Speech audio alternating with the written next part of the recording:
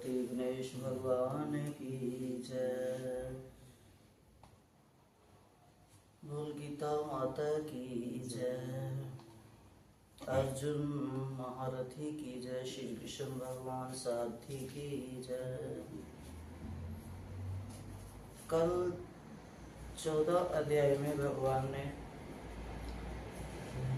सब कुछ समझाते समझाते भगवान ने यही कहा था कि मैं जो मेरे को जान जाता है, निराकार निर्गुण रूप ज्ञान शाश्वत धर्म क्या है, सगुण क्या है, निराकार क्या है, कर्म योग क्या है, भक्ति योग क्या है, ज्ञान योग क्या है। तो भगवान कल वो बता रहे थे और आज 15वें अध्याय में भगवान कहते हैं अर्जुन को, ओम श्री परमात्मने नमः। पंचोदशोऽध्याय। श्री भगवानुवाच उद्रव मूलम अधाशाखम अश्वत्थं प्रहारुवयं छन्दांसि यस्य पर्णानि यस्तं वेद स वेदिवित्।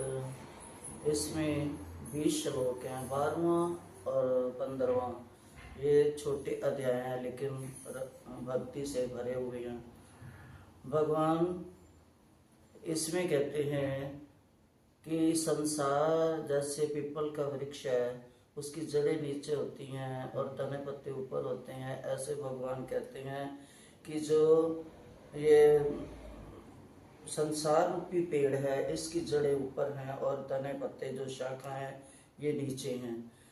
भगवान ऊपर की ओर मूल वाले तथा नीचे की ओर शाखा वाले जिस संसार रूपी अश्वत्थ वृक्ष को प्रवाह रूप से अव्यय कहते हैं और वेद जिसके पत्ते हैं, उस संसार वृक्ष को जो जानता है वह संपूर्ण वेदों को जानने वाला हो जाता है। भगवान ने जो ये पत्ते हैं ये इनको वेदों की संज्ञा दी है कि एक एक पत्ता एक एक वेद है, एक एक जानने वाला शास्त्र है। तो प्रवाह बोला है अश्व, यहाँ पर जो भगवान ने अश्वत्थ वृक्ष को बोला है, इसको घोड़े की संज्ञा भी दी है कि जैसे मन, पीछे भी भगवान ने ये कहा कि मन रूपी इंद्रियों के घोड़े जो हैं वो जो पकड़ के रखता है। और प्रवाह रूप में इसमें भगवान ने गंगा के साथ दिया है कि जैसे गंगा में हम स्नान करने जाते हैं, हमारा पहला चरण जब आता है तो वो दूसरे चरण जाने तक गंगा आगे निकल चुकी होती है, घुटने तक जाने तक और गंगा आगे निकलती, जब तक डुबकी लगाते हैं तब तक तो पता नहीं कितनी गंगा निकल चुकी होती है। ऐसे भगवान कहते हैं ये संसार जो है इससे कई बार जन्मते मरते रहते हैं, ना तो संसार घटता है और ना इसका कुछ बदलता है। मनुष्य बदलता रहता है, जन्म बदलते रहते हैं। ये परिवर्तनशील होने पर भी संसार को अव्यय कहते हैं कि जो जिसका कुछ घटता बढ़ता नहीं है। जैसे समुद्र है, इसमें लहरें बहुत ऊंची ऊंची आती हैं, बैठ जाते हैं, ज्वार भाटे आते हैं, लेकिन जल घटता नहीं है। ऐसे ही भगवान कहते हैं कि ये जो परिवर्तन दिखने पर भी संसार अव्यय रहता है। कई बार सृष्टि रची भगवान ने, लेकिन वो कभी कम नहीं होता और ना भगवान की सत्ता कम होती है और ना इसमें कुछ खर्चा होता है, कुछ नहीं होता। बस भगवान उसको समेट लेते हैं, दोबारा उसका सर्जन करते हैं। तो भगवान कहते हैं परिवर्तनशील संसार भी परमात्मा की शक्ति है।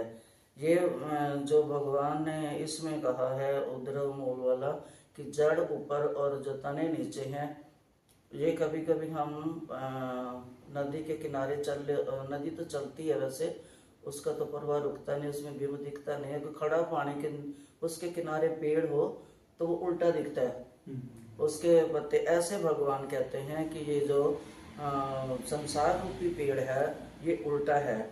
इसको जो जान जाता है कि संसार उस पर जो ये संसार है उस परमात्मा की लहरें हैं, ये आने जाने वाली जो सृष्टि है ये उस समय लहरें की संज्ञा दी है। और उसके समुन्द्र के अंदर कोई लहर नहीं है, जहाँ पर ज्यादा गहराई है वहां पर कोई लहर नहीं है, किनारे भी लहरें आती रहती हैं, तो उसको कोई फर्क नहीं पड़ता समुन्द्र को। तो ऐसे ही संसार है, ये परिवर्तनशील है। इसमें जो बार बार जाना आना, लेकिन संसार जो है इसको कोई फर्क नहीं पड़ता, वो वहीं का वहीं है। मनुष्य बदलता है, जन्म बदलता है, जैसे ऊपर से लहरें दिखती हैं ऐसे ही ये संसार है। जो उस संसार रूपी वृक्ष के गुणों को जान जाता है। कल भी भगवान ने कहा था सत्व रज और तम। ये जो शाखाएं हैं पेड़ की, भगवान कहते हैं इसमें सतो रज तमो गुण और रजोगुण की जो कपोलें बड़ी हुई हैं, ये जो शाखाएं नीचे को लटकी हुई हैं ऐसे ही ये दिखती हैं और सब जगह फैली हुई हैं। और मनुष्य जो है वो संसार में उसी में फंसा हुआ है, उसी शाखाओं में उलझा हुआ है। मूल भी नीचे है, नीचे भी और ऊपर भी सभी लोकों में व्यापक हो रहे हैं। भगवान कहते हैं जैसे अब हमने कोई घर में पेड़ लगाया है, अब उस पेड़ों की छटाई करते रहते हैं। अब ये भी देखो पेड़ों की देखते हैं ना, जो बढ़ते हैं खराब हो जाते पत्ते, उनको निकालते रहते हैं, उनको शेप देते रहते हैं। तो भगवान ने ये संसार रूपी जो वृक्ष है वो भी भगवान कहते हैं ये विषय रूपी जो बड़ी हुई विकारों वाली टहनियां हैं, शाखाएं हैं, उनको हम काटते जाएंगे तो हमें जो कर्म है विषयों में बांधेंगे नहीं, हम उनमें लिपत नहीं होंगे। भगवान ये उद्धव मूलम पद का तात्पर्य यही बताते हैं कि जो परमात्मा है वो संसार का रचयिता है और परमात्मा ही मूल आधार है। और यहाँ मूलानी पद का तात्पर्य है ताद आत्मे ममता और कामना रूप जो मूल जो संसार में मनुष्य को बांधते हैं, साधक को इन मूलों का तो छेदन करना है और उद्धव मूल परमात्मा का आश्रय लेना है। जो परमात्मा है, जो जिनकी सत्ता से ये संसार चल रहा है, हमने उनका आसरा लेना है और जो विषय वकारों के टहनियों को है उनको काट कर उनसे उनमें बंधना नहीं है। हमने उस परमात्मा की सत्ता को जानना है और जो परमात्मा ने हमारे को रास्ता बताया है हमने उस पर चलना है। ना रूपम से तथो पल्लभ्यते नान्तो न च धीरन न स संप्रतिष्ठा अशव मेनम सुविवूढ़ मूलम संघर्ष शास्त्रेण दुड़ेन छित्वा। इस संसार वृक्ष का जैसा रूप देखने में आता है वैसा यहाँ विचार करने पर मिलता नहीं है। देखने में तो संसार बहुत सुंदर लगता है, बहुत सुंदर सुंदर बाजार, बहुत सुंदर इमारतें, लेकिन अगर हम विचार करें तो वो हमारी समझ में नहीं आएगा कि इसका आदि कहाँ है, अंत कहाँ है, स्थिति क्या है। इसलिए दृढ़ मोड़ों वाले संसार रूप अश्वत्थ वृक्ष को दृढ़ असंगता रूप शास्त्र के द्वारा काट कर हम ज्ञान रूपी विवेक चक्कू से जब हम इन फैली हुई शाखाओं को विषय वकारों वाली टहनियों को काट देंगे तो भगवान और असंग रहेंगे, किसी बुरे का संग नहीं लेंगे कि जो हमारे को फिर दोबारा विषय विकारों में फंसाए। और जो पहले बड़ी हुई शाखाएं उनको काट देंगे तो भगवान की कुछ जो हमारे सामने है दिखेंगे भगवान। हम देखें कि भगवान आदि में भी हैं, अंत में भी हैं और भगवान की सत्ता जब हमें नजर आएगी तो क्या निकलता है, ना सतो विदते भाव, कि अतः एक भगवान के सिवा यहाँ कुछ नहीं है। सबको रचाने वाले भगवान हैं, मिटाने वाले भगवान हैं, अपने में लय कराने वाले भगवान हैं और सबको चलाने वाले भगवान हैं। इस श्लोक में आय छित्वा पद का, छित्वा मतलब काटना अथवा नाश करना, प्रत्युत संबंध विच्छेद करना है। उससे नाश नहीं होगा पेड़, उससे सिर्फ उसको बड़ी हुई जब काट देंगे वो एक विच्छेद करना है, काटना है, ना कि पेड़ नष्ट होगा। ऐसे भगवान कहते हैं संसार नष्ट नहीं होता, संसार में जो हमारे को विषय विकार फंसाते हैं उनसे अलग होना है, उनसे असंग रहना है और किसी महापुरुष का संग कर, भगवान को जानने वाले गुरु जो जनाते हैं उनका संग कर, किसी शास्त्र का संग ले, गीता, रामायण, भागवत, गुरुवाणी, किसी का भी संग लेकर जब हम अपने को इनसे राग द्वेष से दूर कर लेते हैं और जो संसार रूपी वृक्ष की जड़ें जो बंधन कारक हैं, जो राग में बांधती हैं, वो हम उनसे दूर हो जाते हैं और भगवान की सत्ता जान ले। सत्ता भगवान की जो है वो हमें बांधती नहीं है, वो हमें निर्लेप करती है और महता हमारी, ममता हमारी दी हुई है, उसमें नहीं है, संसार में नहीं है। हम पकड़ते हैं ना ये बाजार में सुंदर कार खरीद ले, बाजार में तो पड़ी है कार, लेकिन ये सुंदर कपड़े हैं, सुंदर जेवर हम ले लो, पड़े हैं, हम बांध रहे हैं कि हम इनको ले लें, हम बंधते हैं उसमें। और ये भगवान कहते हैं जो फिर सब जानकर वसुदेव सर्वम, भगवान बार बार पीछे भी यही कहते हैं, निरंतर सततम वसुदेव सर्वम ततः पदम तत्परि मार्गे तवे यस्मिन् गता न निर्वतन्ति भूया तमेव चादम पुरुषम पर पदे यथा पर्वती प्रसिता पुराणी। उसके बाद उस परम पद परमात्मा की खोज करनी चाहिए, जिसको प्राप्त हुए मनुष्य फिर लौटकर संसार में नहीं आते।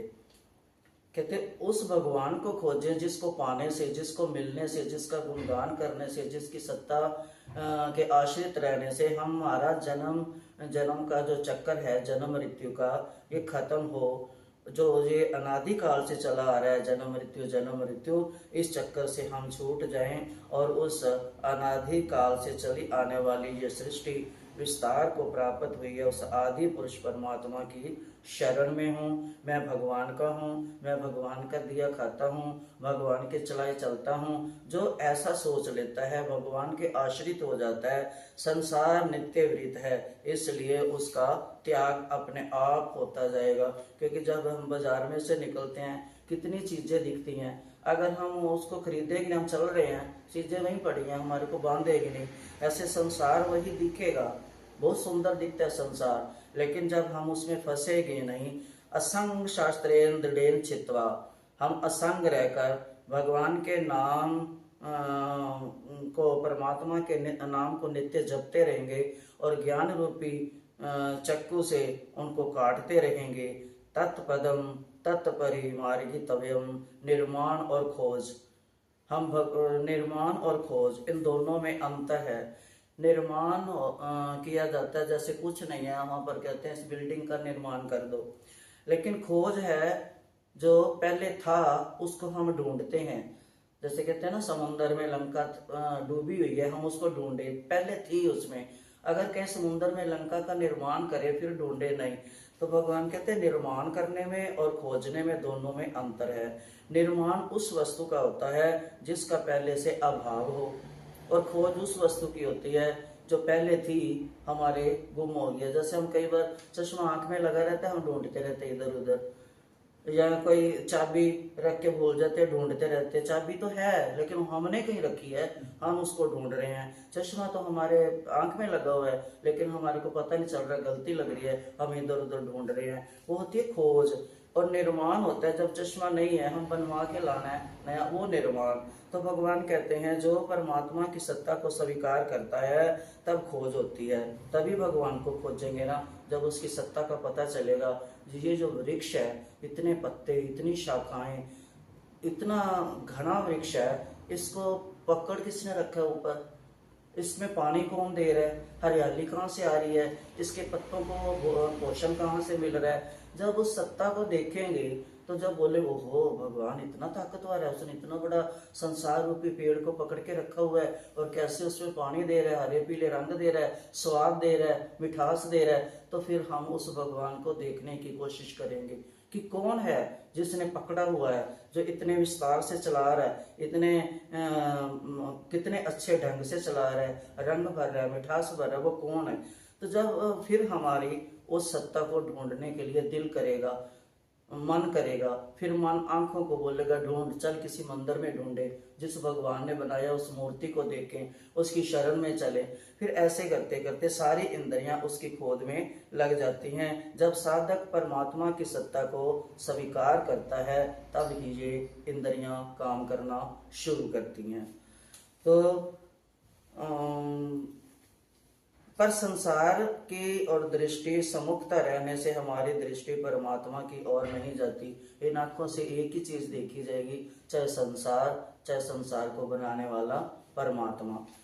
परमात्मा कभी अप्राप्त हुए ही नहीं, वो तो हमेशा है, अप्राप्त नहीं है, अप्राप्त हो सकते ही नहीं, क्योंकि उसकी सत्ता तो खत्म हो सकती नहीं। परमात्मा अदृश्य हो नहीं सकते, अदृश्य हो सकते हैं, अप्राप्त नहीं हो सकते।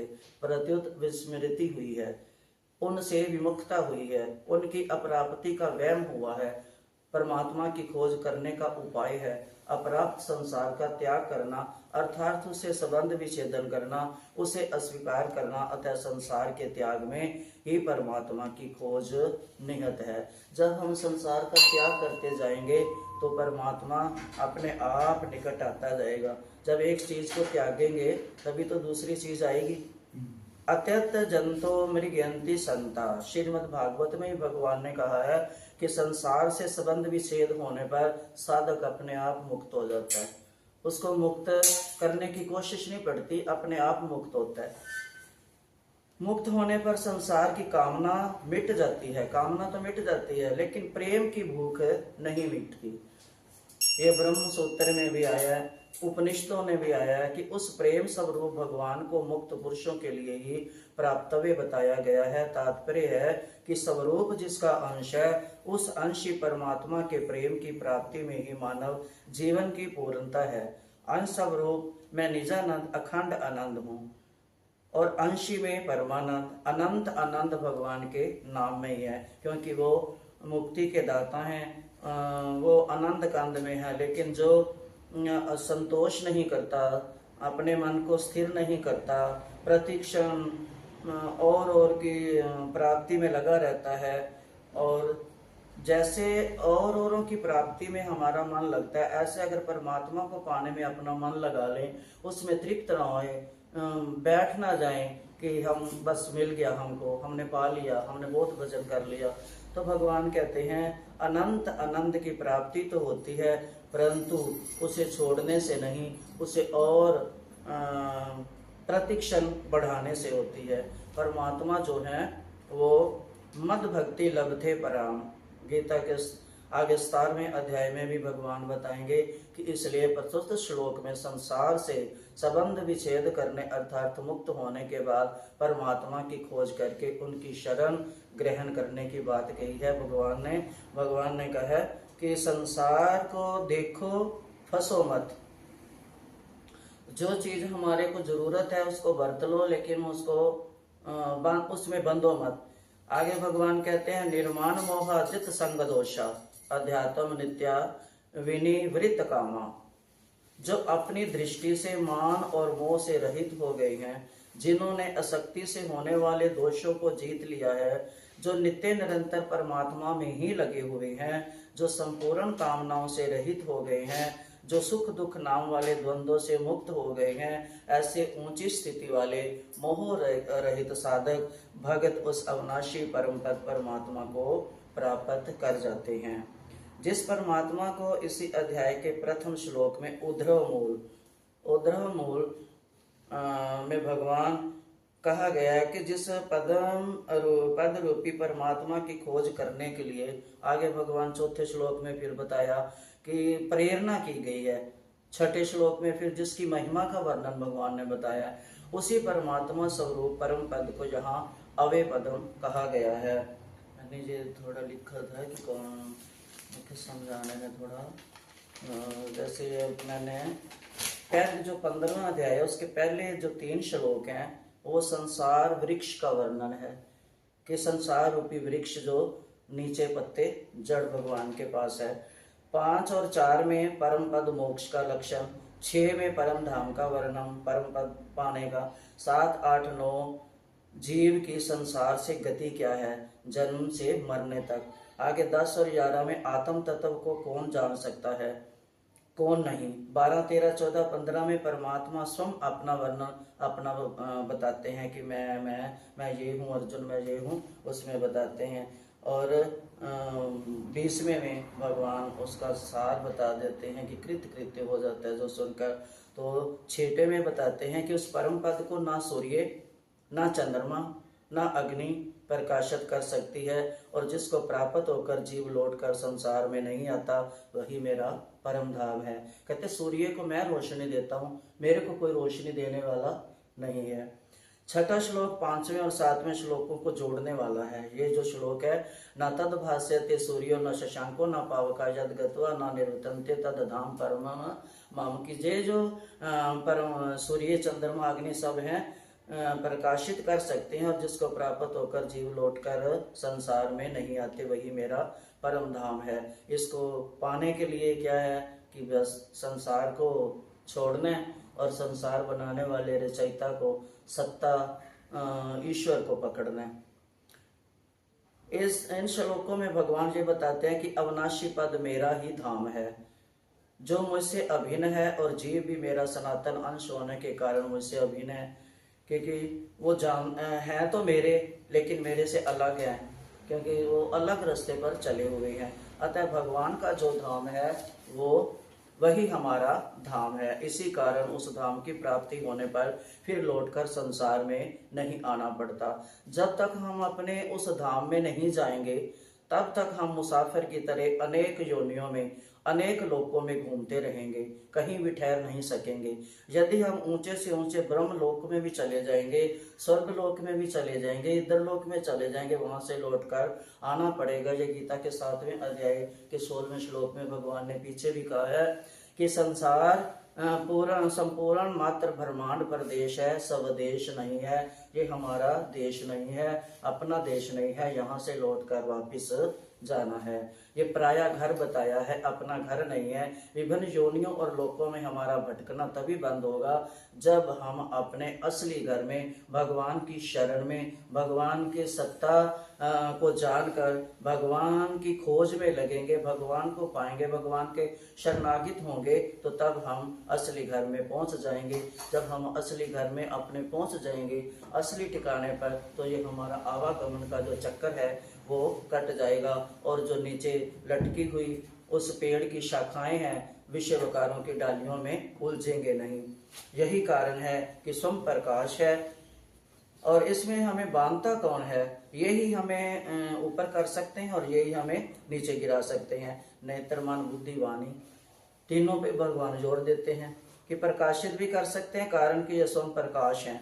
इसमें प्रकाश्य प्रकाशक का भेद नहीं है। आगे भगवान कहते हैं, ममेवांशो जीवलोके जीवभूते सनातना मना षष्ठानि इंद्रियाणि प्रकृति स्थाने कर्षति। इस संसार में जीव बना हुआ आत्मा स्वयं मेरा ही सनातन अंश है। सब मेरे हैं, सब मेरे अंश है, मैं अंशी हूँ। परंतु वह प्रकृति में स्थित मन और पांचों इंद्रियों को आकर्षित करता है, अपना मान लेता है कि ये मेरा, ये मेरा, मैं मेरे में बंधने वाला। भगवान कहते हैं बंधन में बंधता है। प्रस्तुत श्लोक में ममेवांश, ममेवांशों का शब्द अर्थ है कि पद में एवं कहने का तात्पर्य है कि जीव भगवान केवल का अंश है, मानता नहीं है।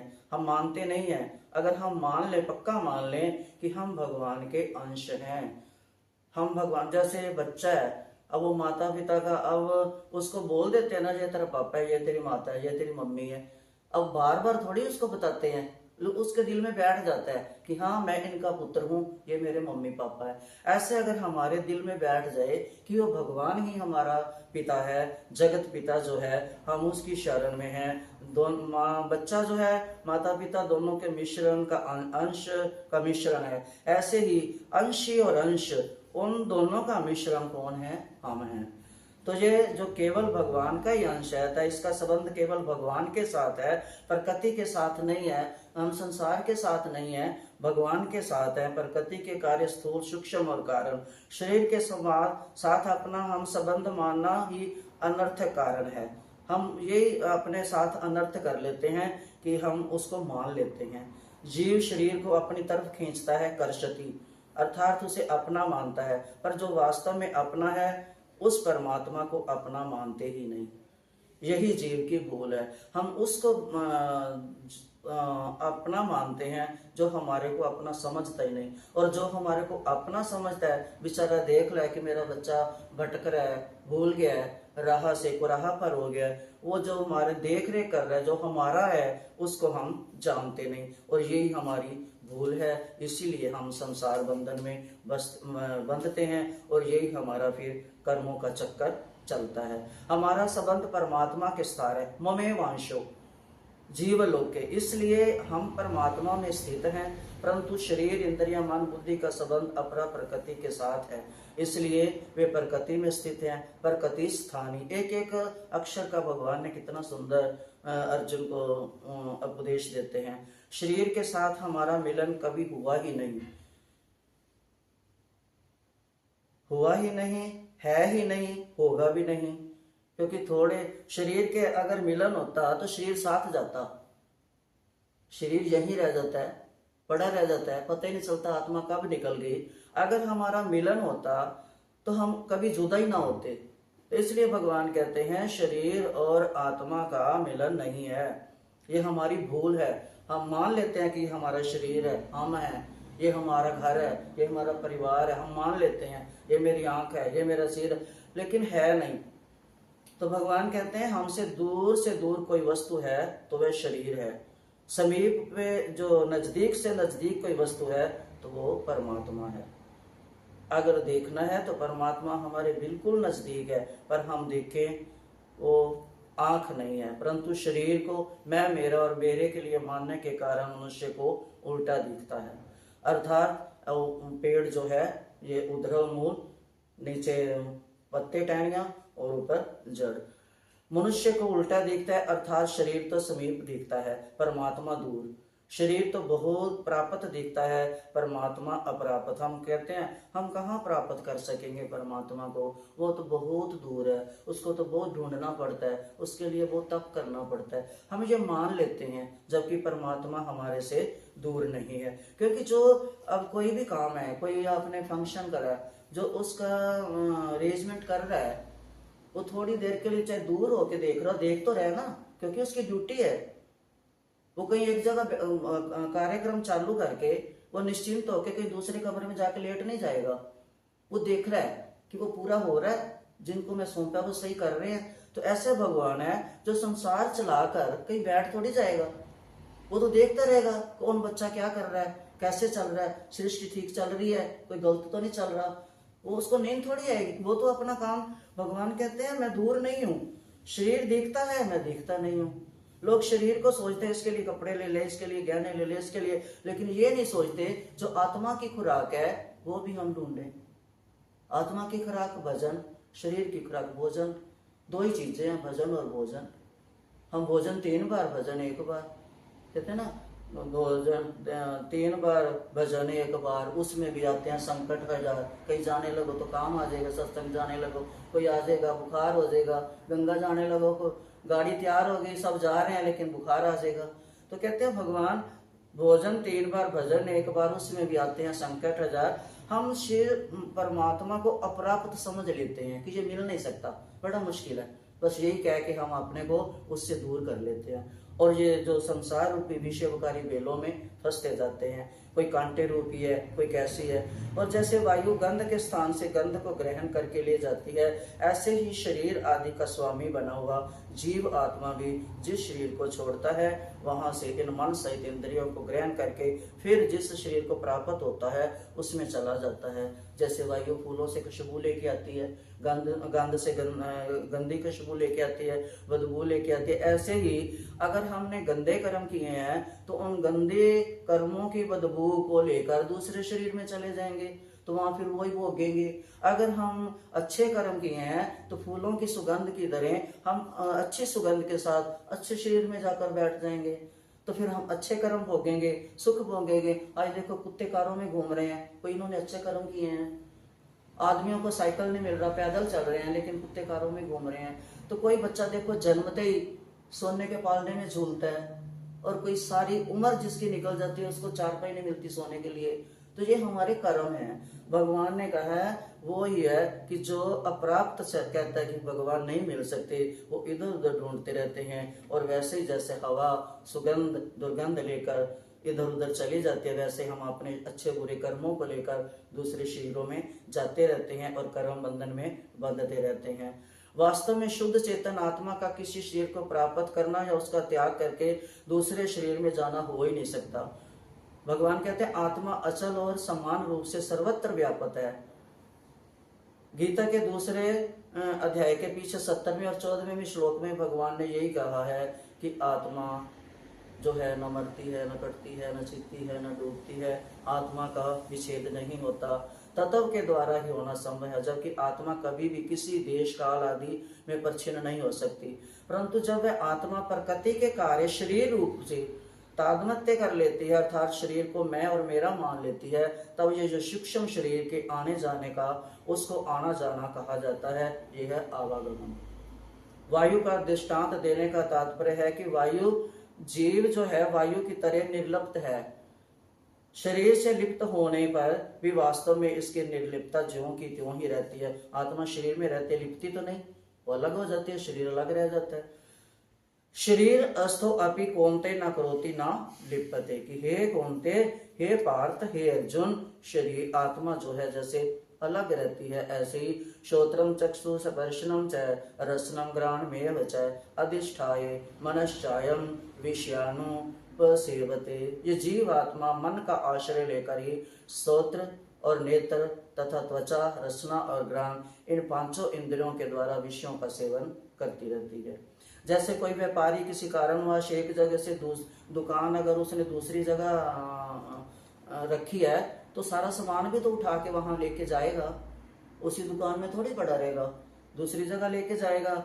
ऐसे ही जीव आत्मा शरीर को छोड़कर जब दूसरे शरीर में जाएगी तो जो उसने इकट्ठा किया हुआ कर्म है, गंध का या सफाई का या प्रभु का, अगर ईश्वर का कुछ किया है तो वो भी लेके जाएगी साथ। अगर हमने संसार का कुछ इकट्ठा किया है तो वो भी साथ लेके जाएंगे।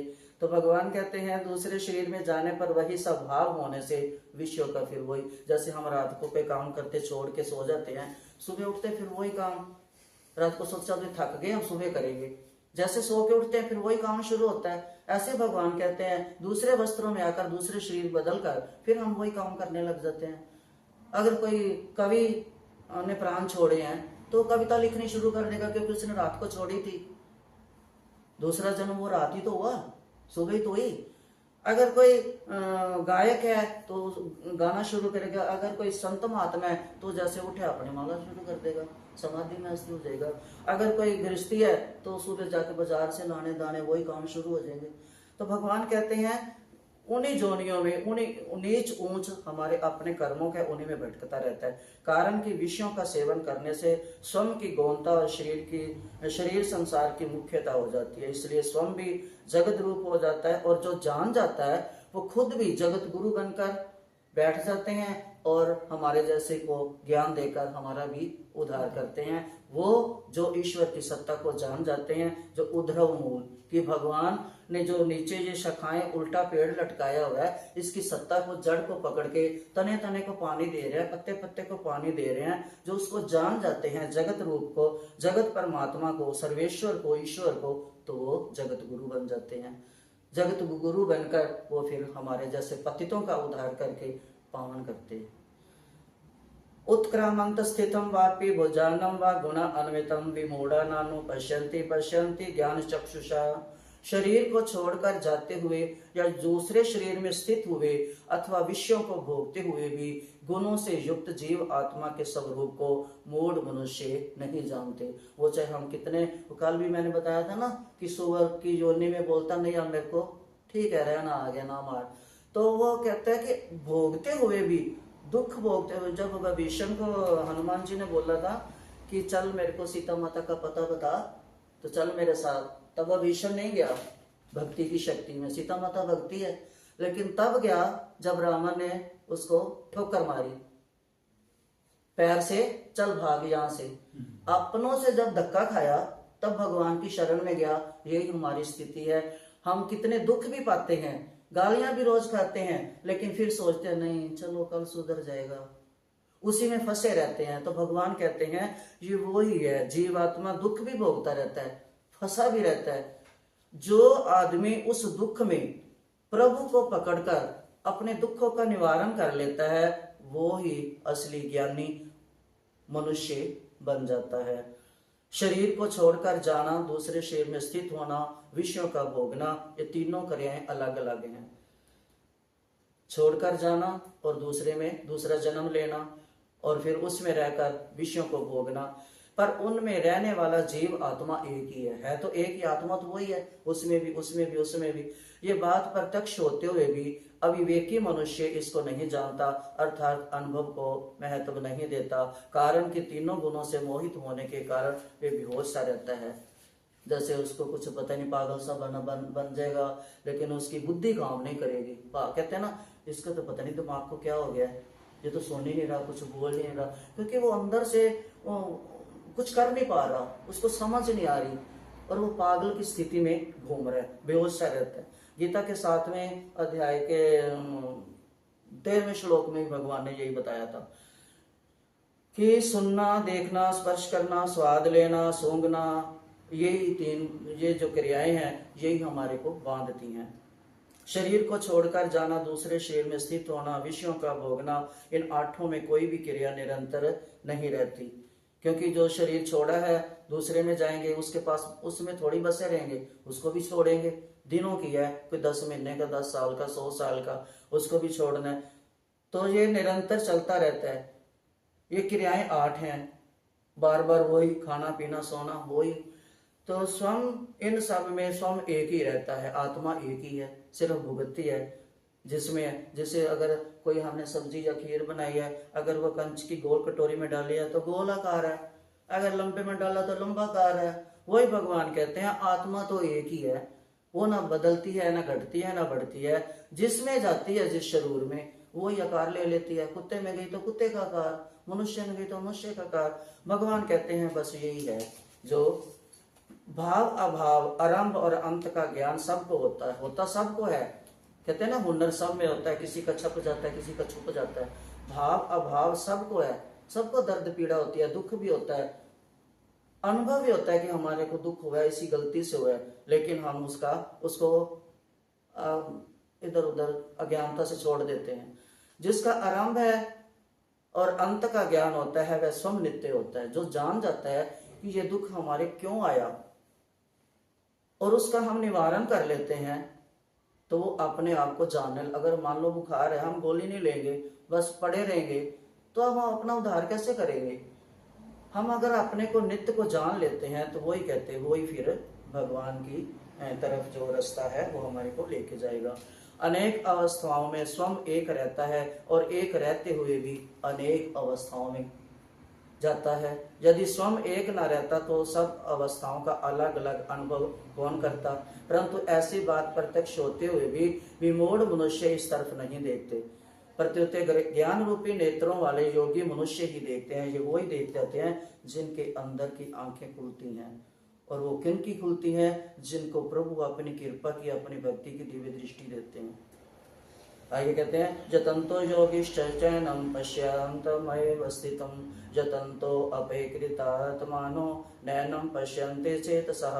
यतन करने वाले योगी लोग अपने आप में स्थित इस परमात्मा तत्व का अनुभव करते हैं, परंतु जिन्होंने अपना अंतकरण शुद्ध नहीं किया, ऐसे अविवेकी मनुष्य यत्न करने पर भी इस तत्व का अनुभव नहीं करते। जैसे गंदी बाल्टी है, अगर उसको हम साफ नहीं करेंगे उसमें साफ पानी कैसे आएगा? अगर ऐसे करके उसमें पानी भरते रहेंगे तो वो गंदा ही रहेगा।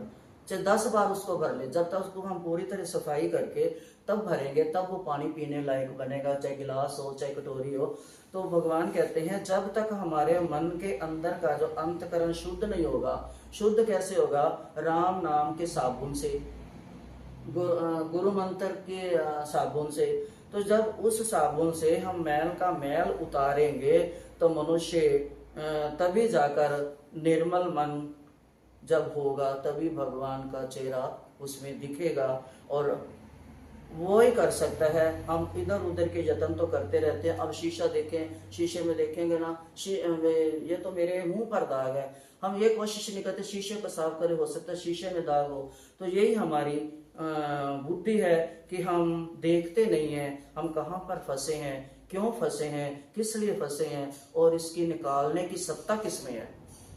हम कहते हैं ना कोई केस अड़ गया, देखें कौन सुलझा सकता है, उसको मिलते हैं, कहते हैं ना। तो ऐसे ही अगर हम ये जिंदगी के केस को सुलझाने के लिए किसी को ढूंढते हैं, तो हम जीवन की गुत्थी को सुलझाने के लिए परमात्मा को ढूंढे, परमात्मा रूपी जज को ढूंढे, परमात्मा रूपी वकील को ढूंढे, तो हमारे जो सारे ये जो कलेश हैं वो सब खत्म होंगे। तो कहते हैं ना सदा भोग रहता है, ना संग्रह साथ जाता है। चाहे कितना भी हमने भोग सामग्री इकट्ठी की हो, वो साथ नहीं जाती। अब हमने 36 पकवान बनाया, खाया तो वही जाएगा जो पेट भर गया, तो वो सब व्यर्थ। अब 4 रसगुल्ले अगर हम स्वाद से खाते हैं, 5वां नहीं खाया जाएगा, वही जो स्वाद लग रहा था वही 5वां रसगुल्ला नहीं लगेगा उसको। हम बोले नहीं, तो वो जो पहले चीज स्वाद दे रही थी, भोग जो स्वाद दे रहा था, वो ही हमें दुख देगा। तो भगवान कहते हैं जो संग्रह किया वो भी नहीं जा सकते।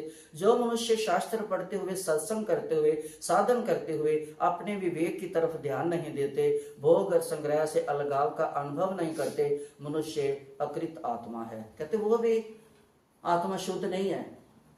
ऐसे मनुष्य को 18वें अध्याय के आगे बताएंगे भगवान, 16वें श्लोक में बताएंगे कि परम पिता प्राप्ति जो है वो कठिन नहीं है, बहुत आसान है, हम कठिन बना लेते हैं। परमात्मा को हम जानते नहीं हैं, बस ये है कि हम भोगों में फंसे रहते हैं। अपने मन को जो रुचि होता है उसको इकट्ठा करने में, संग्रह में मनुष्य का विवेक जो है वो खो जाता है, स्थिर नहीं रहता। भगवान की तरफ जाने के लिए हमें रास्ता ही नहीं मिलता। तो भगवान कहते हैं विमूढ़ा, विमूढ़ा कहा गया उन्हीं को यहाँ अचेत सा, जो अचेत है, जिनको चेतना ही नहीं है। अब भगवान ने तो हमारे को सब कुछ दिया है ना, बुद्धि भी दी है, वो तो हम सोचेंगे ना कि ये चीज अच्छी है ये बुरी है। अब मक्खी है, उसको ज्ञान नहीं है, वो बेचारी कभी गंद में बैठ जाएगी, कभी बर्फी के ऊपर बैठ जाएगी। अब ये ज्ञान तो सिर्फ हमारे को है। अब जानवर कोई है, उनको सब ज्ञान है, वो पिछले कर्मों को याद है, उनको आगे कोई गंदा कर्म नहीं कर रहे, लेकिन वो भक्ति नहीं कर सकते। अगर कोई चाहे भी, कुत्ता जाके, बिल्ली जाके, जानवर इधर आके मैं बैठ के सुन लो, हम उसको डंडे मार के भगा देंगे अगर वो चाहे भी। तो ये मानव ही है जो सब कुछ कर सकता है, हंस भी सकता है, रो भी सकता है, और अपने अगले पिछले कर्मों का जाल भी, विषय विकारों का ज्ञान रूपी चक्कू से, विवेक रूपी चक्कू से काट सकता है, और अगले रास्ते भी साफ करता है, और जो पिछले हमने किए पाप है उसकी भी क्षमा याचना मांग लेता है। भगवान कहते हैं कि सभी अंश जीव आत्मा सर्वथा अलग हैं, पर मेरे से अलग भी नहीं है ना। वो भूल से अपनी मानता है, भूल कर लेता है कि मैं हूं। जब वो मैं को त्याग कर, हूं को त्याग कर मैं हूं, मैं नहीं, तू है, तेरा है, यहां तक पहुंच जाएगा तो वो मेरे से अलग हो ही नहीं सकता। क्योंकि जो अब बच्चा, अब माँ है, छोटा बच्चा है, तो वो माँ को गोदी उठा ले, माँ बेचारी का काम पड़ा होता है, कभी उसको कोई चीज दे देगी, ले खा ले, थोड़ी देर फिर वो भूल जाता है माँ को, फिर पल्लू पकड़ लेगा, मेरे को उठा, फिर माँ थोड़ी और काम रह जाता है, फिर थोड़ा और ध्यान लगा लेगी, लेकिन बच्चा छोड़ नहीं रहा। थोड़ी देर टाइम उतने में उसको ध्यान भी लग रहा है और उसका काम भी हो गया। जब काम पूरा हो जाता है फटाफट उसको उठा लेती है और कितनी अच्छी तरह प्यार करती है। ऐसे ही भगवान कहते हैं कि जो मेरे को पकड़ के रखता है, मैं उसको, ये थोड़े पहले उनको खिलौने दे के, अच्छे घर, अच्छी कार, बड़ी बढ़िया गाड़ी, सुंदर सब रूप, सुंदर सब कुछ दे के मैं थोड़ा अपने से दूर करता हूँ। लेकिन अगर उनमें वो उलझता नहीं, वो थोड़ा ऐश्वर्य खा के, भोग के, फिर मेरी ओर आता है, तो मैं उनको बाहें फैला के खड़ा हूं, कहता हूं आओ आओ मेरे प्यारो, है ना।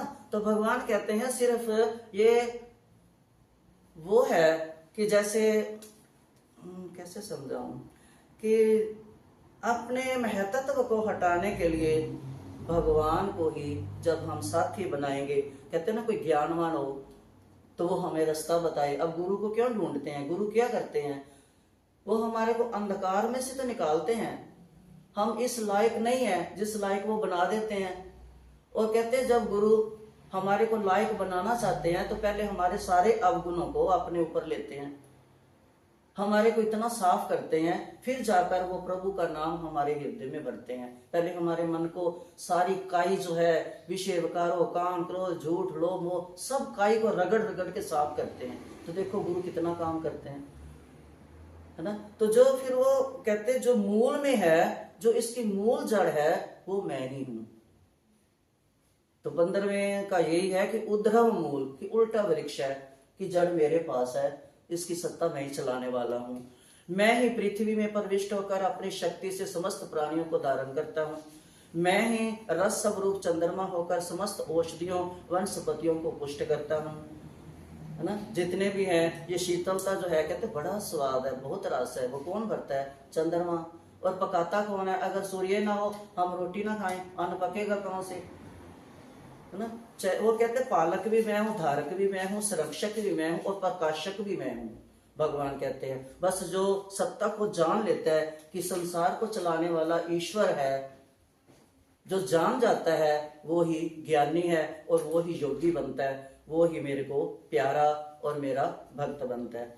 गीता में सब जगह भगवान ने यही कहा, प्राण अपान कर्म विकर्म अज्ञान ज्ञानता, यही कहा है भगवान ने।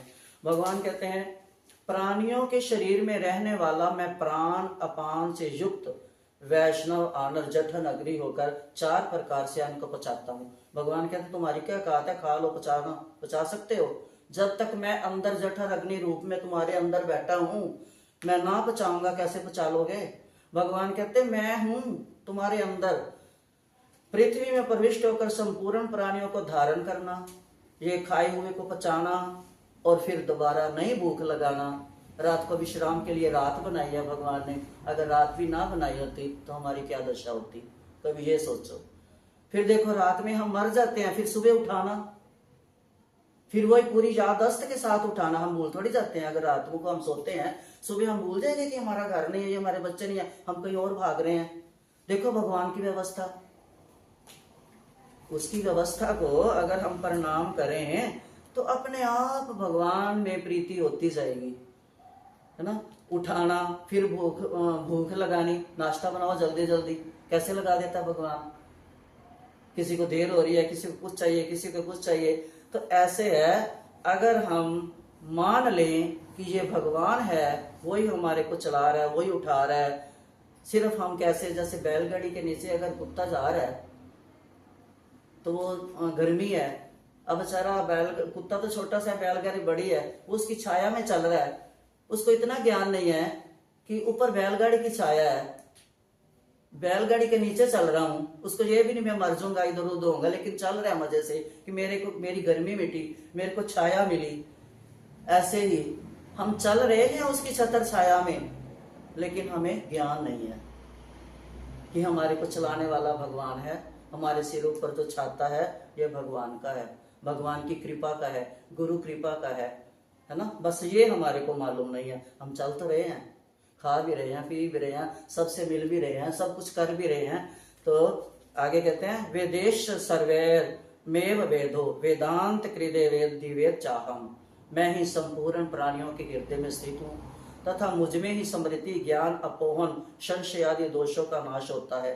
मैं ही करता हूँ अर्जुन, मैं ही तेरे संशय का नाश कर रहा हूँ कि खड़ा हो जा, त्याग दे ये मेरे मेरे मेरे मेरे दादा, मेरा गुरु, मेरा मामा, तू युद्ध कर, संशय को निकाल अपने अंदर से। मैं तेरे को कोई दोष, तेरे को कोई पाप लगने नहीं दूंगा। संपूर्ण वेदों के द्वारा मैं ही जानने योग्य हूँ, वेदों का तत्व का निर्णय करने वाला और वेदों को जानने वाला भी मैं ही हूँ, वेद भी मैं हूँ, वेदों को जनाने वाला भी मैं ही हूँ।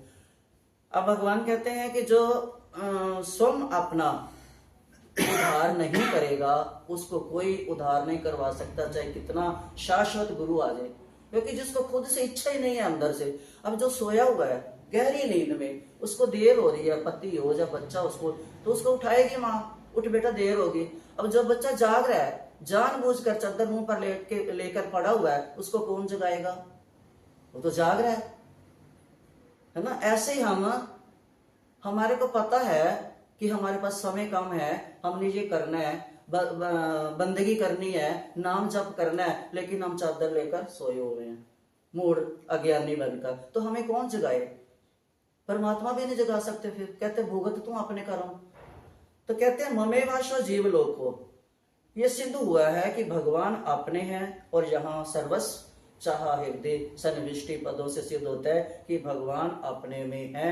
भगवान को अपना स्वीकार करे, उनको माने, उनकी सत्ता को जाने, तो तभी जाकर स्वाभाविक प्रेम होगा, फिर अपने आप प्रेम होगा। अब बच्चे का प्रेम, बेटे का प्रेम, पिता बाप का प्रेम कोई बार बार समझाने आता है, तू कर, ये तेरा बाप है। सबका होता है कि ये मेरा बेटा है, और बेटे के होता है ये मेरी माँ है, ये मेरा बाप है। नया प्रेम रोज थोड़ी सिखाना पड़ता है, और रोज उनके अंदर से होता है कि ये प्रेम है, हमारे हैं। ऐसे ही अगर जब हम जान जाएंगे कि वो परम पिता परमात्मा ही हमारा जगत पिता जो है, वो हमारा पिता है, वो ही हमारी माता है, वो ही सब कुछ है, तो हमारा प्रेम उससे अपने आप होगा कि थोड़ा उसका शुक्र कर लें। जो उसने हमारे को 24 घंटे दिए हैं, उसमें से 1 घंटा उसके नाम दे दे। कहते 24 घड़ी 24 पल भी अगर उसको दे देना, आधी घड़ी भी, तो भगवान खुश हो जाते हैं, मेरे को याद तो किया इसने, इतने में खुश हो जाते हैं। भगवान कहते हैं कि वेद अनेक हैं, पर उनको सबको जानने के लिए आप जान नहीं पाओगे, वेद पढ़ नहीं पाओगे, इतनी इतनी मुश्किल ऋचाएं हैं कि हम पढ़ नहीं पाएंगे। बस एक जान लो कि जो मैं वेदों को बनाया है, मेरे को सिर्फ ये कह लो कि भगवान ने बहुत कुछ बनाया है, हमें उसको जानने की हमारी शक्ति नहीं है। सिर्फ हम किसी कहे हुए की, गुरु की मान लें कि गुरु क्या कह रहे हैं कि भगवान का नाम जपो, सिमरन करो, अमृत वेले उठो, नाम जप करो। अगर उसी के मान लें तो यही कह दें कि वसुदेव सर्वम, कि सब जगह भगवान है, सब जगह भगवान की सत्ता है, तो भगवान कहते हैं ये तो कोई मुश्किल भी नहीं है, इतना कहना तो मुश्किल भी नहीं है, इतना जानना मुश्किल नहीं है। इस संसार में क्षर नाशवन और अक्षर अविनाशी, ये दो प्रकार के पुरुष हैं। संपूर्ण प्राणियों के शरीर क्षर और जीव आत्मा अक्षर कहा जाता है। पहले 6 अध्याय में भगवान ने यही कहा था, 12वें में भी यही कहा था। अब अलौकिक तत्व वर्णन, स्वतंत्र अलौकिक क्या है, लौकिक क्या है और अलौकिक क्या है। लौकिक सत्ता जो है अलौकिक से ही है, सत्ता जो है भगवान से है, बाकी कोई कुछ नहीं कर सकता। हाँ, बाकी जो है वह भगवान के रास्ते पर चलकर भगवान के गुण ला सकता है, भगवान जैसी सत्ता नहीं चला सकता, है ना, वो भगवान नहीं बन सकता। तो भगवान कहते हैं लौकिक में जो प्रभाव देखने में आता है वह सब अलौकिक का है।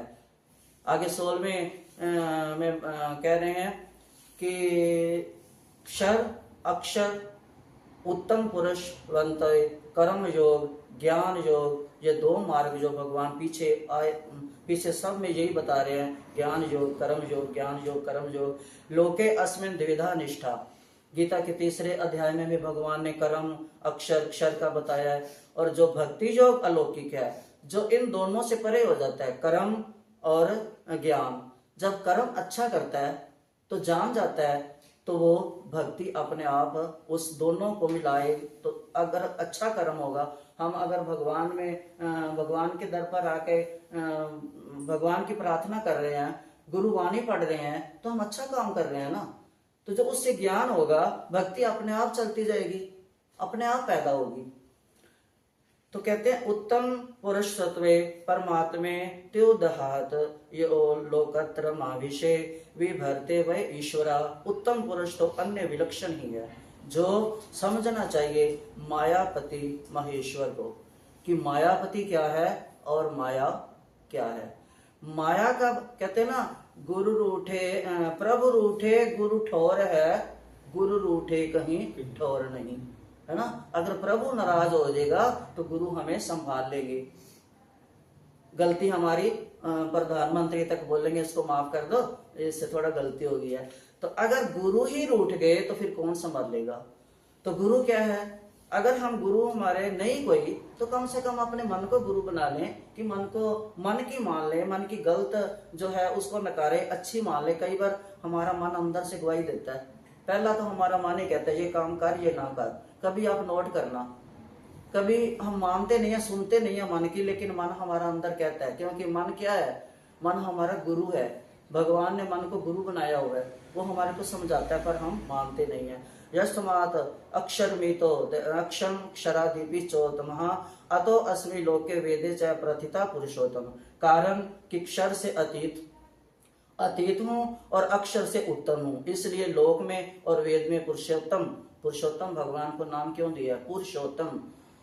जो पुरुषों में उत्तम है, जो सब पुरुषों को बनाने वाला है। पुरुष तो सारे हैं, लेकिन पुरुष क्या बना लेगा, एक गाड़ी बना ले, जहाज बना सकता है, बड़े से बड़ा फोन बना लिया, लेकिन संसार को नहीं बना सकता। अगर संसार को बना सकता, सृष्टि को बना सकता, तो कई माएँ ऐसी हैं जिनके पास बच्चे नहीं हैं, तो क्यों नहीं उनको दे दिए।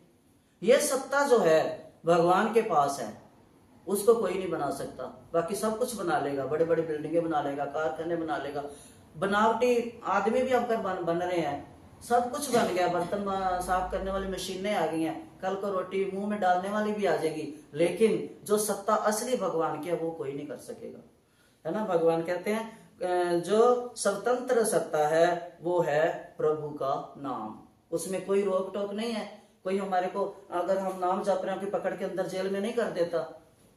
भगवान ने इतनी स्वतंत्रता दी है, जहां बैठकर जैसे जैसे हो वैसे ही करो। कभी आपने इस नियम में देखा उनको, मुसलमानों को, अगर जब उनका नमाज का नियम हो जाता है तो जहां चल रहे हैं ना वहीं कपड़ा बिछा के बैठ जाएंगे। जिसका परमात्मा में सतत निरंतर वसुदेव सर्वम, जिसको कोई वो नहीं है, कोई जगह, कोई काल, कोई देश, कहते ना जिस देश में जिस वेश में परदेश में रहो राधा रमन राधा, उसको सिर्फ वो ही लगता है कि मेरा टाइम हो रहा है, मैंने प्रभु की बंदगी करनी है, ये समय निकल ना जाए, क्या पता इसी क्षण मेरे प्राण निकल जाए। तो जब वो जो धारणा कर लेता है, सत्ता को मान लेता है, उसको दृढ़ता पूर्वक पकड़ लेता है कि भगवान की सत्ता है, उसको मानना है, वो सबसे उत्तम जीव परमात्मा को प्राप्त हो जाता है।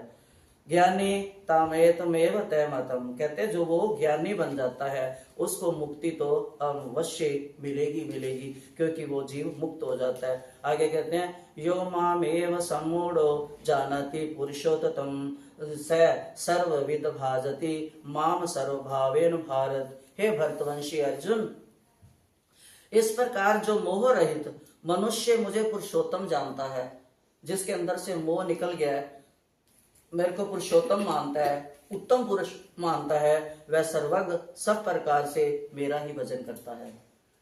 क्योंकि जिसको अंदर ये हो गया कि सब कुछ भगवान का है, कुछ मेरा नहीं है, सब तेरा तेरा, जब उसके अंदर ये बैठ गया सब कुछ तेरा, मैं नहीं, मेरा नहीं, तू तेरा, तो वो उससे फिर कोई गलत काम होगा ही नहीं।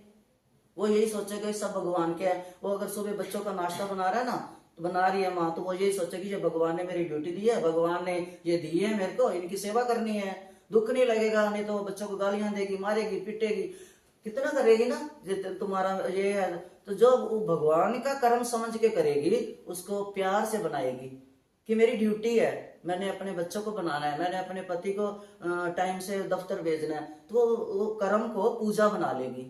रसोई में खड़ी खड़ी कर्म पूजा, उसको अलग से कहीं उस टाइम घंटी बजानी नहीं पड़ेगी, अलग से शास्त्र पढ़ने, अपने कर्म को पूजा जो बना लेता है, वो कहते रसोई में भी बना लेगा, है ना। जिसने अपना कर्म बनाना है, सदने कसाई ने मीट बेचते बना लिया था तराजू में, जिस अपना कर्म जो है, भगवान कहते हैं अपने कर्म को जो साध लेता है, जो कर्म को शुभ कर्म में बदल देता है, वो अकर्म करता ही नहीं और वो फंसता भी नहीं। महत्वपूर्ण बात यह है कि राग पूर्वक, राग जो है ये हमारे को पकड़ता है, और हम अगर श्रद्धा और बुद्धि, श्रद्धा से अगर हम भगवान को पकड़ के रखा है, अगर हम जब जाते हैं गंगा में नहाने तो उसको पकड़ के रखते हैं संगल को, चाहे कितनी तेज से लहर आती है, और समुद्र में भी अगर हमने पकड़ा हुआ है तो लहर कुछ नहीं बिगाड़ पाएगी, अगर हम कच्चे खड़े हैं तो हम गिर जाएंगे। तो भगवान कहते हैं जिसने बुद्धि और श्रद्धा से, श्रद्धा ज्यादा महत्व भगवान ने दिया। पार्वती को भी शंकर जी कहते हैं श्रद्धा विश्वास रूपनो, रामायण का पहला श्लोक है, वरना नाम रथा संगा नाम समापी श्रद्धा विश्वास रूपनो। हे पार्वती, श्रद्धा और विश्वास के साथ कथा सुनेगी तो तेरे मन में बैठेगी। अगर श्रद्धा ही नहीं होगी भगवान के तो धूप बत्ती करने का फायदा ही नहीं। अगर श्रद्धा ही नहीं है कि ये गुरुवाणी है, ये हमारे गुरु की है, इसको पढ़ना है, इससे हमारा उद्धार होगा, तो पढ़ने का फायदा ही नहीं है। श्रद्धा और विश्वास, विश्वास पक्का हो कि वाकई जो इसमें लिखा हुआ है, जो हमारे गुरुजी लिख के गए हैं, जो हमारे शास्त्र में ऋषि महात्मा लिख के गए हैं, जो भगवान ने गीता में कहा है, ये सत्य है ना। तब जब विश्वास और श्रद्धा होगी तभी तो बात बनेगी ना। नहीं तो प्रसाद भी हमारे को वो लगेगा, श्रद्धा नहीं होगी तो। श्रद्धा से प्रसाद का हम एक पैर नीचे नहीं गिरना देते, कैसे माथे पे लगा के खाते हैं, क्यों खाते हैं कि वो प्रसाद है। प्रसाद भगवान का है, वो था, रहेगा भी, लेकिन खाएंगे क्या अगर श्रद्धा अंदर होगी तो, कि ये हमारे भगवान का भोग है, तभी आएगा ना। और विश्वास भी होगा कि नहीं हम पक्का खाएंगे, हमारा उद्धार होगा, हमारी आत्मा का कल्याण होगा, क्योंकि भजन और प्रसाद यही तो आत्मा की खुराक है, भोजन तो शरीर का खुराक है। तो जब विश्वास और श्रद्धा होगी तभी काम बनेगा। भगवान कहते हैं अपनी श्रद्धा को मजबूत कर, विश्वास को मजबूत कर, जिसका मन श्रद्धा और विश्वास में बंध जाता है वो भगवान में लग जाता है, वो भगवान के नजदीकी राह पर चलता है। जब राह पर चलेगा तो मंजिल तो मिलेगी मिलेगी, भगवान की शरणागत मिलेगी मिलेगी। गीता में सर्ववित शब्द केवल भक्तों के लिए ही है, यहाँ सर्ववित जो सब में जान लेता है। तो कहते वो मेरा प्रिय भक्त है, वो मुझे योगियों से भी ज्यादा प्यारा है, जिन्होंने हजारों साल तपस्या की है वो भक्त मेरे को उनसे भी प्यारा है। इसलिए वह सर्वविद होता है, कारण कि लौकिक के अंतर्गत अलौकिक नहीं आ सकता, है ना। ईश्वर में संसार नहीं जाएगा, संसार ईश्वर में, ईश्वर संसार में आ सकते हैं। ऐसे लौकिक अलौकिक का भगवान ने कहा है। निर्गुण और ब्रह्म ज्ञानी, ये जो ब्रह्म ज्ञानी तभी तो होगा जो इसको जान जाएगा कि ये बुरा है, ये तभी तो ज्ञानी होगा।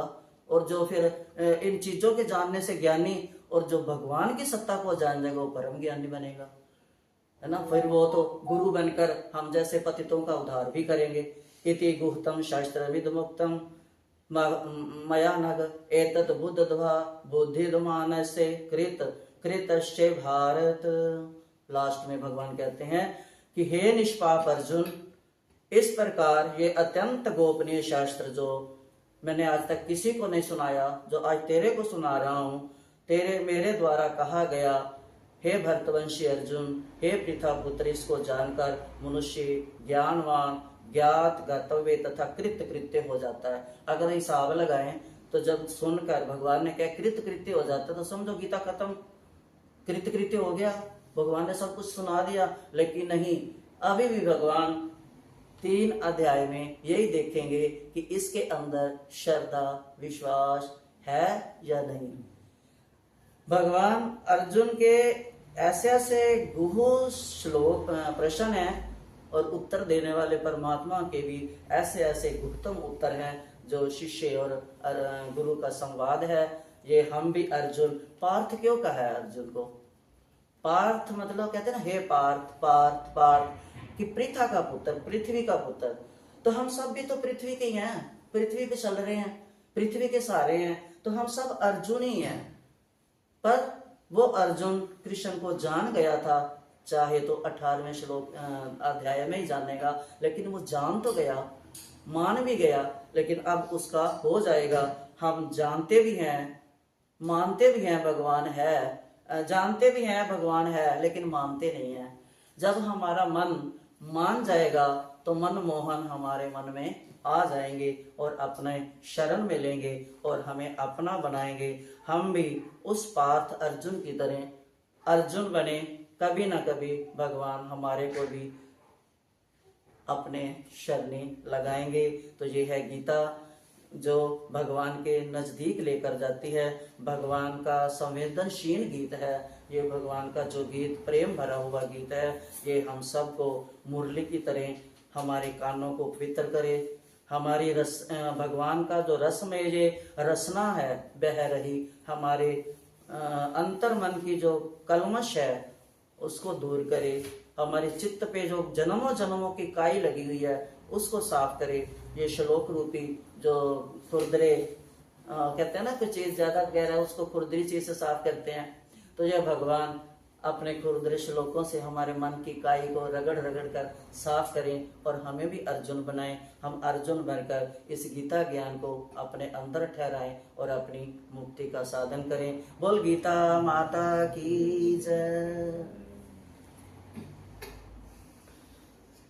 भगवान कहते हैं वही कि व्याभिचारिणी जो हमें चाह नहीं रही, हम उसके पीछे भाग रहे हैं, और जो हमारे को चाहता है हम उससे दूर जा रहे हैं। तो व्याभिचारिणी भगवान कहते हैं व्याभिचारिणी भक्ति ना करो कि जो तुम्हारे को चाह नहीं रहा उसके पीछे भाग रहे हो, और जो चाह रहा है उसको छोड़ कर जा रहे हो। भगवान यही कहते हैं कि सिर्फ कुछ नहीं करना, बस यही है कि हम भगवान के हैं, भगवान का अस्तित्व जान लें, भगवान के स्वरूप को जान लें और उसमें प्रेम और विश्वास और श्रद्धा करें। बस यही है। जो इतना कर लेता है तो अपने आप अंदर ज्ञान की प्रवाह जो है, ज्ञान का सागर, ज्ञान की लहरें अपने आप आती हैं, उससे फिर श्रद्धा बनती है। और जो निश्चय के साथ श्रद्धा के साथ भगवान को पकड़ लेता है तो सबका इस भव सागर संसार से पार हो जाता है। तो कुछ लाइनें। अर्जुन सुनो ये संसार क्या है, वृक्ष की भांति आकार क्या है, ये मूल कारण ब्रह्म की भांति, उदो भूत शाखा इसी बीच रहती।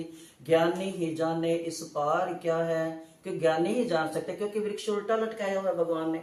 ये वृक्ष सीधे हैं और वो जो वृक्ष संसार रूपी उल्टा है, पत्ते नीचे हैं, जड़ भगवान के पास है ऊपर। तो ये वही जान सकता है संसार रूपी वृक्ष को जो ज्ञाता है, जो ज्ञानी है, गुरु है जो। तो कहते हैं वेदों के मंत्र यज्ञ दान तप से संसार तरवर की है डाल पात, ये विषय कोपले आधार क्या है, ये जो टहनियां हैं ये क्या है, कहते जो पत्ते हैं ये सारे वेद हैं। हंकार ममता जो वासना है, जो काटे इन्हीं को तुम जानना है।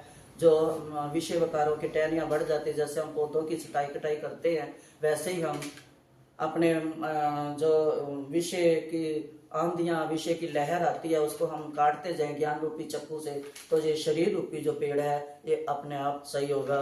कहते वैराग के बिन हथियार क्या है, जहाँ रहता करता नहीं सूरज उजाला, नहीं चांद जाता ना अग्नि ज्वाला, वह धाम मेरा दरबार क्या है।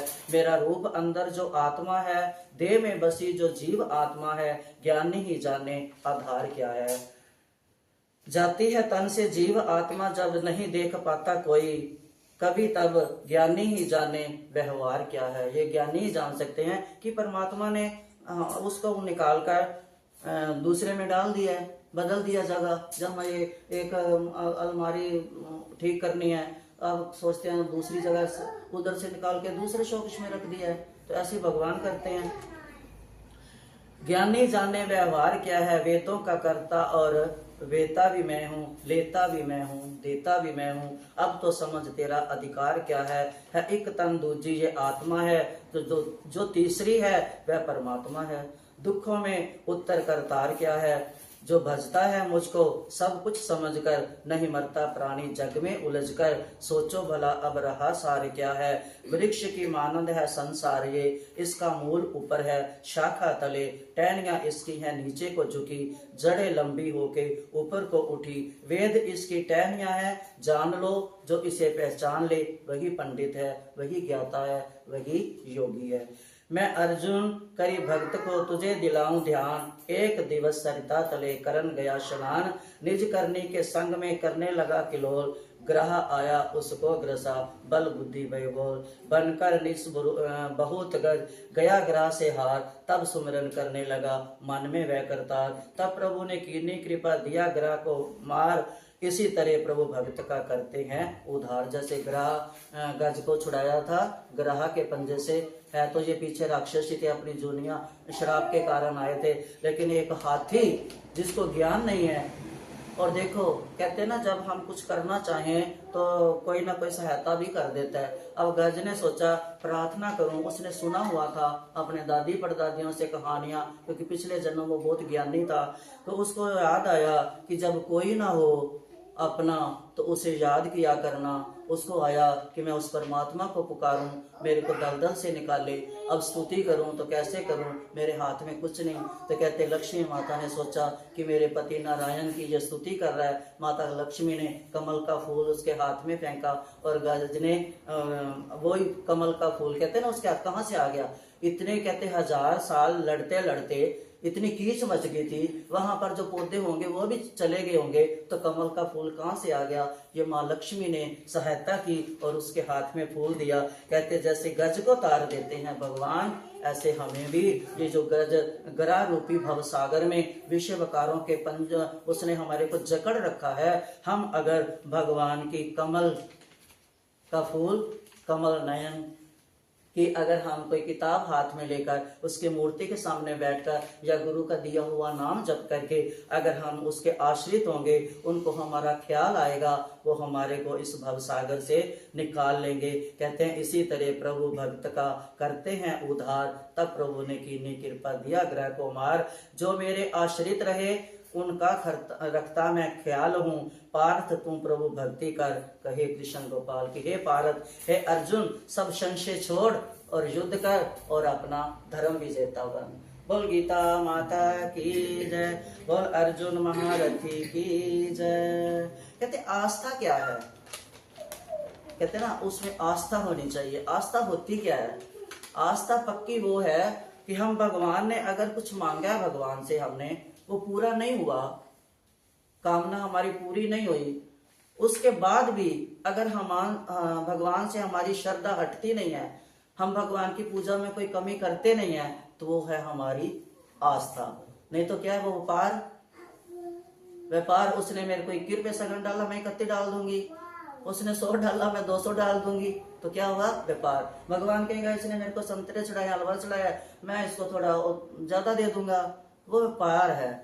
तो भगवान क्या कहते हैं कि जिसकी आस्था टूटती नहीं है वो मेरा प्यारा भगत है, छोड़ता नहीं। और मैंने कहा ना कि जो बच्चा कितना रोता है, मम्मी मेरे को गोदी उठा ले, छोटा बच्चा होता है, माँ काम कर उसको ध्यान लगाती रहती है, थोड़ा थोड़ा दे के, जब उसका काम खत्म हो जाता है फिर कितने प्यार से उठाती है, कस कर गले से लगाती है। ऐसे ही परमात्मा कहता है जो उलझता नहीं है मेरे दिए हुए वैभव को, सिर्फ भुगता है। अब रोटी है उतनी जितने पेट भरना उतनी खानी है, अगर हम उसको फिर डब्बे में भरने लग जाए फिर तो वो संग्रह हो गया, वो लालच हो गया, वो लोभ हो गया। अगर जितनी पेट में आई वो खा के संतुष्ट है तो वो शुक्र है। तो भगवान कहते हैं जो फंसता नहीं है, जो आस्था उसकी टूटती नहीं है कि भगवान ने मेरे को नहीं दिया, फिर भी लगा रहता है, वो भगत मुझे प्यारा है। जैसे माँ अपने बच्चे को उठा लेती है, मैं भी पकड़ लेता हूँ। तो इसलिए भगवान हमारी आस्था ना टूटे, हम भी तेरे भले रहें। बोल बांके बिहारी लाल की। देर तो नहीं हो रही, 2 लाइनें गाऊं। वो तभी होगी हमारी आस्था, हम तब चल पड़ेंगे जब भगवान हमारा साथ दे देंगे। तो इसलिए बोलो साथ दे दो मोहन आगे बढ़ जाऊंगी, वरना संभव है मैं तो फिसल जाऊंगी। साथ दे दो मोहन आगे बढ़ जाऊंगी, वरना संभव है मैं तो फिसल जाऊंगी। राह चिकनी खड़ी ओ पथरीली है। अब समुद्र के किनारे जाते कहते हैं ना अंदर ना जाओ, पत्थर है, नकीले है, फिसल जाओगे, है ना। राह चिकनी खड़ी ओ पथरीली है, कांटो झाड़ी बरी और जहरीली है। 2 सहारा के उनमें मैं फंस जाऊं ना, 2 सहारा मुझे उनमें फंस जाऊं ना। तेरे सहारे बिना उसमें फंस जाऊंगी, वरना संभव है मैं तो फिसल जाऊंगी। भोग विषयों की उठती ये एक लहर है। जैसे समुद्र में लहरें आती हैं, हमारे मन में भी भोगों विषयों की लहरें ऊंची से ऊंची उठती हैं कि ये मेरे पास कार हो, उससे बड़ी हो, उससे बड़ा बंगला हो, कितनी लहरें ऊंची उठती हैं। भोग विषयों की उठती एक एक लहर, मुझको उलझा डुबाने चली हर पहर, मुझको उलझा डुबाने चली हर पहर। दे दो पतवार वरना न तर पाऊंगी, दे दो पतवार वरना न तर पाऊंगी। साथ दे दो पिता आगे बढ़ जाऊंगी। दुनिया इस ओर कहती है आ मौज ले, दुनिया इस ओर कहती है आ मौज ले, पर इधर धर्म कहता क्यों दुख मोल ले। धर्म क्या कहता है हमारा?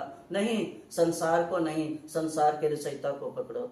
इधर धर्म कहता है क्यों दुख मोल ले, तुम कहो जैसा वैसा मैं कर जाऊंगी, तुम कहो जैसा वैसा मैं कर जाऊंगी, वरना संभव है मैं तो फिसल जाऊंगी। सत्य कहती हूँ भूली जभी मैं तुम्हें, हे हरि, जब जब मैंने तुम्हें भूला तभी तभी दुखों ने मेरे को घेरा, जब जब मैंने तुझे बिसराया दुखों ने मुझे अपनाया। सत्य कहती हूँ भूली जभी मैं तुम्हें, पाई दुनिया मगर ना पाया तुम्हें। सब कुछ मिला, तू दूर हो गया। पाई दुनिया मगर एक पाया न तुम्हें बिन तुम्हारे मैं आखिर किधर जाऊंगी। जब पता है कि आपकी सत्ता है, आपके पास ही आना है, आपने ही हमारे को भेजा है ये एक कर्म करने के लिए, तो अब जब किनारा आ गया आपके पास वापिस आने का, तो बताओ कि हम किधर जाएंगे। बिन तुम्हारे मैं आखिर किधर जाऊंगी, बिन तुम्हारे मैं आखिर किधर जाऊंगी। बस इतनी कृपा करो। रहे मेरे मुख में सदा तेरा नाम, हो राधा के श्याम, हो मीरा के श्याम, हो राधा के श्याम, हो मीरा के श्याम। कोई दुनिया की ताकत जुदा ना करे हे हरि। अब अगर तूने अपना रास्ता दिया है तो दुनिया की कोई भी ताकत अब इससे जुदा ना करे। अब और डोर पक्की पकड़ करना, छुटाना मत प्रभु। अब चाहे मैं कितना हाथ छुड़ाऊं पर आप मत छोड़ना। कोई दुनिया की ताकत जुदा ना करे, मिले जो मुझे राधा राधा कहे। मुझे तो न जीने न मरने से काम, राधा के श्याम, हो मीरा के श्याम। इन नजरों ने तेरी दिलासा, जब जब देखा तुम्हें हे कमल नयन, तेरी नजरों से कुछ सहारा मिला है, दिल को चैन मिला है। इन नजरों ने तेरी दिलासा दिया, मुझे अपना तुमने बना ही लिया। कहे तुमको सब ही यशोदा के श्याम, राधा के श्याम, हो मीरा के श्याम। चाहे मुझको कोई दीवानी कहे, दीवानी कहे, चाहे मस्तानी कहे। चाहे मुझको कोई दीवानी कहे, दीवानी कहे, मस्तानी कहे। मुझे तो है प्यारा हरि तेरा नाम, मुझे तो है प्यारा हरि तेरा नाम। मुझे तो है प्यारा बस गीता का नाम, हो राधा।